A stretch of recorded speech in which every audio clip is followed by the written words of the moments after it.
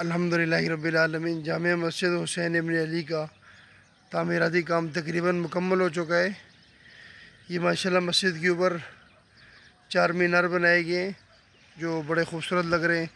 اس کے ساتھ یہ جو مین دروازہ ہے مسجد کا، اس کا کام بھی مکمل کر دیا گیا ہے، اور مسجد کے اندر کا فنیشنگ کا کام، دروازے کھڑکیاں باقی ہے۔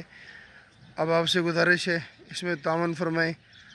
رمضان کا مہینہ قریب ہے اور سردی بھی آنے والی ہے، تو یہاں سردی زیادہ ہوتی ہے، نماز پڑھنے میں دشواری ہوتی ہے، تو اس کا پلستر، دروازے، کھڑکیاں، چوکھٹیں اور بجلی کا کام اس میں تعاون فرمائیں تاکہ مسجد کا کام جلدی مکمل ہو اور نماز پڑھنے والوں کو کسی قسم کی دشواری نہ ہو۔ اللہ تبارک و تعالیٰ جو اب ہمارے ساتھ تعاون کرتے، جنہوں نے یہ مسجد بنائی، جو بنا رہے ہیں، جو تعاون کرتے کر رہے ہیں، اللہ سب کو دین دنیا کی بھلائیاں نصیب فرمائے، سب کے کاروبار میں، رزق میں برکتیں نصیب فرمائے۔